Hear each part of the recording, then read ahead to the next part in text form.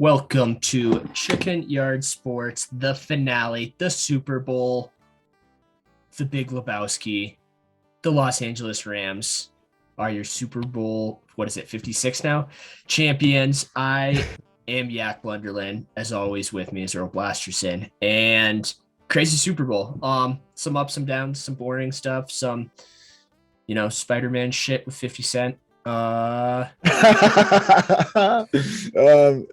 a good, objectively good football game and good Super Bowl, but we wanted the fucking Bengals, so I'm not fucking happy at all right now. Fuck the Rams, dude. Fuck the Rams. Oh my God. And Joe Burrow, gave it his all with the knee injury. It looked like for a second he tore his ACL again. I know. In this day and age, can we not just have something good and fucking pure, like a magical Bengals fucking Super Bowl run ending in a win and catapulting Joe Burrow into the fucking ethos of mystery and legend, dude? Why can't we have nice things? Because that's too much to ask for. God, it would have been so amazing if Joe Burrow would have completed that pass they run it on 3rd and 1. They almost get it if Joe Mixon, reaches a little bit further, but Aaron Donald single-handedly the last 2 plays of the game.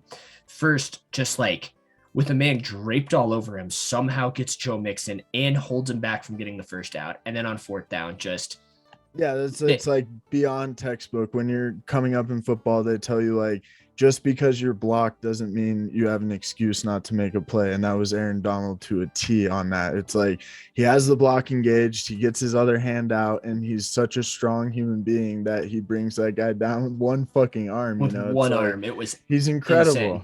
Yeah. And he reached through the fucking lineman to get there too. The most impressive part of that play is he's coming from behind the guy and stopping his complete momentum and dragging him backwards. It's just fucking insane. But yeah, I don't know why they ran on that 3rd and 1. The more I look at that play, it's just you guys got to know that that's not your bread and butter. You're not a power run football team. Joe Mixon is serviceable, and that's really the only reason you have a good run game ever. But I'd feel way more comfortable giving Joe Burrow 2 different attempts there on short yardage, especially in that juncture of the game. Yeah, I mean, Joe Burrow has shown that he's your guy. Put the ball in his hands, let him do it. Honestly, If anything, don't run an option, but have the option for an option. Have Burrow all right, take the snap in shotgun. If a run opens up, then take it, because that's what they did earlier in the game when he had the world's most badass slide of all time. Right. Yeah. And that was their play, and it worked to a T. They got 7 yards on a 3rd and 2. It was perfect. But oh man, just a disappointing. And because that's not beyond, to bitch about the reffing, because the reffing real quick before we get to that, beyond X's and O's, what you're saying, it's that's the moment you got to lean on your best players. There's no time to play good football at that point anymore. It's this is what we got left in the tank. We got to use every last drop of the magic that we have. And to me, all football logic tells you to run on that 3rd and 1. I get that, but it's it's not your fucking style, and it's not the game to be sticking to the textbook with it. It's sometimes you have to just go, this is all we have, and we're going to either win or lose with it. But to not even give yourself a chance is fucking unacceptable to me. So, yeah. But yes, the refs, I mean, that missed call with T. Higgins and Jalen Ramsey, where he grabs him by the face mask and then Jalen falls down, bad missed PI. Yeah, but then that PI they ended up calling a holding to basically, it was what was it, 3rd and goal from the 9? Yeah. That wasn't, he had his hand on his thing, but there was no pulling involved. it's a contact sport. If a guy's running right at you, you can't just not touch him whatsoever. This.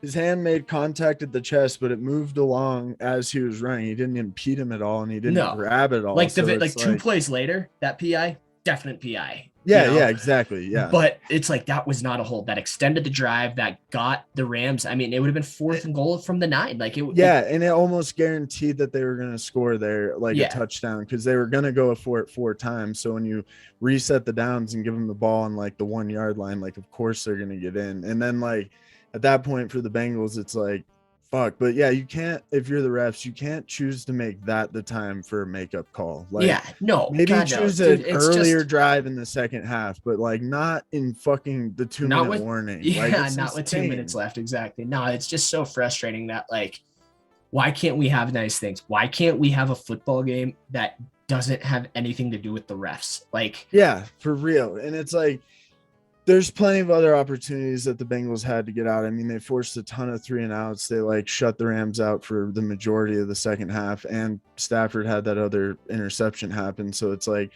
yeah, you can't say that it's like all on the refs, but just like the refs have the biggest impact when they decide to do shit like that in moments like that. Like, bad calls will happen, but if the bad calls happen in like the that two kind of minute situation, warnings, it's yeah, always like the biggest part of the game. It's like they've kept the flags in their pocket the whole game, and they decide to make that call then. And then, and I already saw online, it got compared to earlier in the game that was like a 3rd and 9 with the Bengals receiver. Who was it? It wasn't T. Higgins, but Boyd. maybe it was Boyd. I don't know, but it was like in the first half, and kind of a similar situation. They were on like 13, and Burrow tried to sneak the ball in there, and it looked like he caught it almost and squeezed in, but ended up dropping it, and they kicked a field goal. But they showed how much holding there was on that play compared to the play. It's almost an identical looking play. You call one with 2 minutes left in the game. You don't call another one earlier in the game. It's like you either make the conscious decision to make the calls or don't make the calls, but Yeah. just call it the fucking same. Like, Yeah, because nobody's mad at that other PI they call in the end zone right there on that last drive for the Rams either, because like that was PI and because it it was was PI. blatant and you Yeah. had to call it. But it's like, yeah, just that makeup call was just about as bad as reffing can be. And it Because just hurts a great football game and it because doesn't bail you out of the missed call you had earlier. Like if the Rams lost that game and they had blown that earlier call, like they'd still be just as furious. Like it doesn't ever bail you out to do a makeup call late in the game like that. But yeah, but what a game nonetheless. I mean, the Bengals come out in the second half, and the first two plays are a 75-yard touchdown and then an interception. And it's just like, oh shit, here we go, dude. Is this what?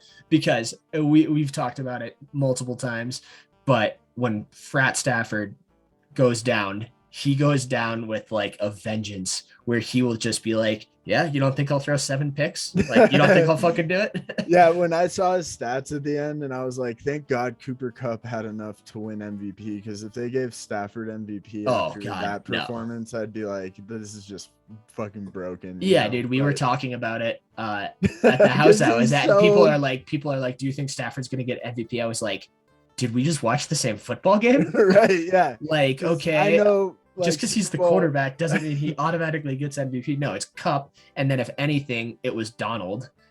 Yeah, I would have And been then happy with either of them for sure. But it's like that's and like then it the was probably Sony Michelle after that, who had 2 carries for 2 yards, and then it was Ben Skowronek for 2 receptions for 12. Yeah, he'd be like 14th on the list for who should have got it. Like, yeah, at that point you'd have to just start giving Bengals players the award before you gave it to him, because it's like, yeah, I know like that second one wasn't really his fault, but he's still making those decisions, and well, he's at a it level kind of was. where It was a bad throw.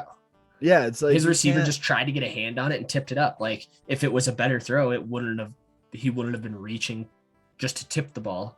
right, Like, he would have and been that's catching like it.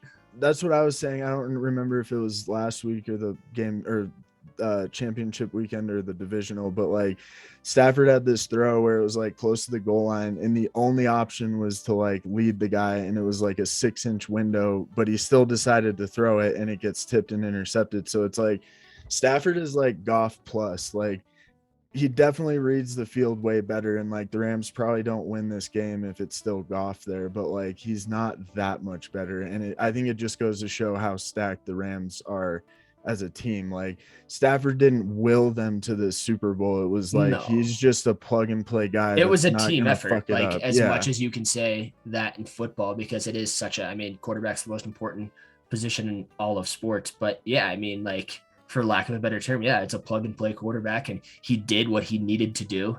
He didn't luckily make the mistakes to cost him the team. He did make some pretty costly mistakes.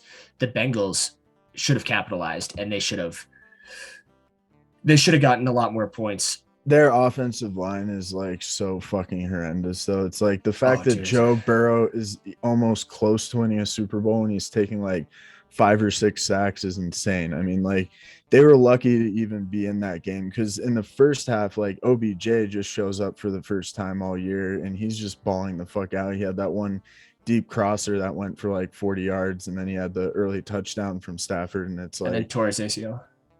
yeah, and I mean that was horrible. When Joe went down though, I was just Oh, like, oh God. my God. I was like, please don't let it be this way, you know, because I was like telling my dad, I was like, yeah, I mean, he definitely went to the bench. They gave him some cortisone and morphine, but like if he's not gonna permanently damage or do further damage, like they'll let him keep playing, you know. But it's like, yeah, that was brutal. And honestly, like I think if the Bengals have a better offensive line, they're about as formidable as anybody out there, but they need to work on their run game a little bit. And then, like, their defense was never a strength, but it got them all the way to almost winning the Super Bowl. And their defense played out in the second half. Like, to only let the Rams score once in the second half and let your guys get back into it and force that early interception in the second half, like, you couldn't have asked for more from them. And I mean, it's No, they just played great for. just a really unfortunate ending because I think everybody wanted the Bengals to win because the Rams have like 5 actual fans, you know, but like, Well, yeah, like the city of Cincinnati, dude. There are more St. Louis Rams fans in the city of Cincinnati than there are Los Angeles Rams fans in the city of Los Angeles. Like, yeah, yeah, it's just a bummer. I mean, a town that literally all they have is a football team. Like, that's what, if you're from Cincinnati, you're rooting for the Cincinnati Bengals. Like, if you're from LA, you're going to the beach, you're banging hot women, you're like, you're doing or anything. Like, like football's like watching the 12th on the Dodgers list. or the Lakers, like Yeah. that's the only loyalty they really have. But yeah, and it's just I mean, we do see the Bengals though are really have some special pieces. Like Jamar Chase had another epic game. That 46-yard bomb he had one-handed catch like in the Oh first my half God. was absolutely insane. Like when I saw Joe Burrow cork that one out, I was just like, "Oh my God, this is either going to be epic or a complete disaster." But usually when he goes deep to Jamar, good shit happens. And like T. Higgins on that 75-yard touchdown was about as exciting a play as you'll ever see in an NFL Super Bowl. Like that shit was awesome. But Yeah, no, that was sick. There was a penalty, but dude, I don't even know if he like consciously did that to Ramsey. He was like trying to like get Ramsey off of him so he could make a play at the ball. And it right. just like happened that he like threw him across his body. I know. But And it, like his hand just happened to like land right on his face mask too. And I mean, as much as I think that was definitely a bad PI that should have been called, like for all we know, Ramsey like no, that's way too biased. I was gonna say just Ramsey embellished. flopped, yeah. Yeah, no, we're going with that narrative for sure. Yeah, it's just like it wasn't even a missed PI. Ramsey just flopped. Actually, And cut this everybody... whole section. Yeah, dude, Ramsey got burned for that 75-yard touchdown because the guy's a fucking sin.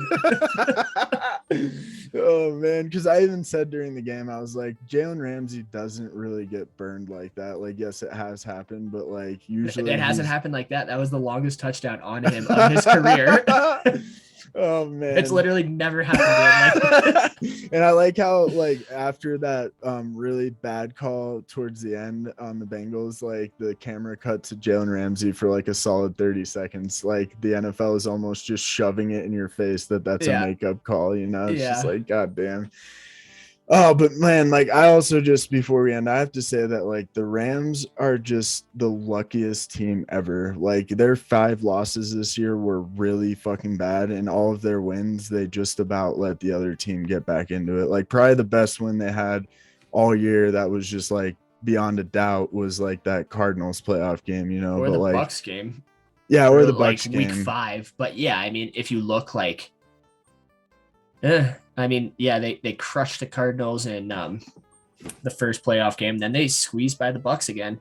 And the Bucks still had like some time on the clock and some semblance of a chance going towards the end. And same with the Niners. Like, yeah, Jimmy Garoppolo made an ass of himself, and like, you know, it wasn't even really his fault, but like they still had the ball with a chance to go entire win with like less than 2 minutes left. Like, and in that game, especially, like the Niners were so bad, like the Rams should have just put it away. I'm not saying they're not a great football team because they clearly are, but like I think they were far more undeserving of this than the Bengals, because the Bengals basically fought like the gnarliest Tooth and teams nail. ever on the Yeah. road to get here. And they had a playoff game against Kansas City in week 17 where they had like the most miraculous win ever. And it's just like, it's just so brutal. Because also the Rams threw 2 picks tonight. Like if Stafford had played a clean game, I'd say like, yeah, they're more deserving. But even tonight, it was really just like the clock and that bad call at the end, like put it out of hand for the Bengals. But like also just like Joe Burrow on that very last play, like I know it's Aaron Donald, but like, bro, you have to get it out in like 0.5 seconds. Like that's basically got to be a grip it and rip it throw. Like you can't, it's just so frustrating that it happened that way, because like I just felt like Joe, even though he had no time at all, I just felt like he seemed surprised that somebody was on his ass Yeah. immediately. No, And I it's don't like, disagree. I don't disagree at all. But the one thing I will also say is good for Matt Stafford. I mean, shit. yeah, When you have to spend the first 13 years of your career in Detroit, like yeah, we're not he's paid heartless his here. dues. Yeah, he's paid his dues. And like I'm happy for Aaron Donald. Like Aaron could have easily ended up in a situation where he played like 10 or 12 years and just never even got another chance after that first Super Bowl. So like Aaron Donald deserves a ring. And like I also like to see Vaughn get a second ring, even though he's kind of bandwagoning it. But like Von Miller had such a storied career. Like he had 2 sacks tonight too. Yeah, and he deserved multiple rings. Like the Broncos could just never get them a decent offense, but like that defense was like world class for a few years after Peyton left. So like it's nice to see Vaughn get another ring, and then it's nice to see Cooper Kupp get the MVP and that acknowledgement, because he's been insane this year. And like we were talking about, he's been like, a top 5 player in the NFL this year. He might have even deserved MVP overall, you know. So like it's no, good he. to see. I mean, I think he deserved MVP. Like it.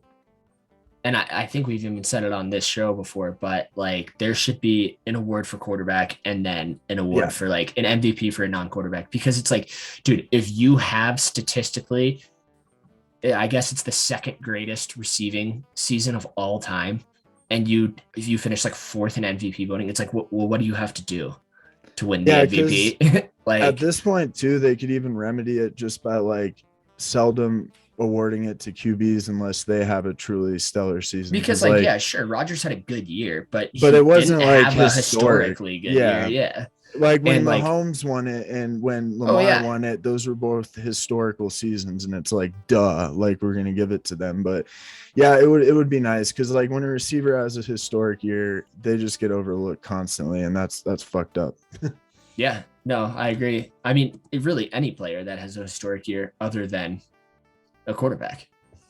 Yeah, it's pretty brutal, because also like there's been defensive players that have carried teams as well, and like they never get that kind of recognition. I don't even think it's possible for them to win MVP, you know. Like your stats would have to be like earth shattering to even have a chance. But yeah, I don't know. I would say that I think it's also a good opportunity to just talk about like how much fun we've had doing this with Chicken Yard this year and getting into the video podcast format. And we have some plans to take this to live streaming next year, which I think will be a much better fit for us. And also just like, it's been a really great season. And the fact that we got to kind of give our takes on, especially the Bengals going through the playoffs and making it this far, I think was just a really special year. And I think everybody should appreciate the fact that we got to see a team that went, what was it, like 2-14 last year, or 4-12 or whatever it was, get this fucking close to winning a Super Bowl. Like we don't get this many seasons like this. Like, I mean, storyline seasons like such as, like the Eagles from 2017 are about as amazing as a story can possibly be, but I would say this is probably right up there, like second to that. Because I mean, Joe Burrow tears his ACL last year, which eventually allows them to get Jamar Chase at 5 overall because of their record without him. And then Jamar and Joe were in college together, and then they get to the NFL and they have just a magical season where Jamar cements himself as a future legend. Same with Joe, and Joe shows that he wasn't just good in college and that he can play at this level with a roster like the Bengals had. And like, imagine giving him like the Chiefs roster, like the sky is really the limit. And I think if they put all of their resources into offensive line this year, I think that next year they're going to be doing some big things again, you know? Yeah, they're not going to have that underdog title though. No, they're It's kind of like established now. the Chiefs. Like you're going to get the A game from anyone. No one's overlooking the Bengals next year, so it's going to be a whole different mountain to climb. But yeah, it's going to be interesting to see how Burrow, does it. I'm just so happy that they took the chance on Jamar Chase because this looks like it could be Something special. one of the greatest tandems in history. And like, hopefully Joe isn't hurt after tonight. I know he would have played either way, but like, I hope that he's going to be at his full peak next year when we start and everything. So, but I also just think that feels like a good place to wrap up, and we're gonna have some more content, work on stuff in the off season, and also just a big thank you to anybody who took the time to listen to us, support us, subscribe to us. Like, you guys are awesome, and it's only gonna be bigger things from Chicken Yard moving forward. Hell yeah, well said. Well, and with that, we're gonna come out with another video in a few days, hopefully. But here's your Super Bowl recap, and and cheers. like and subscribe. Cheers. Cheers.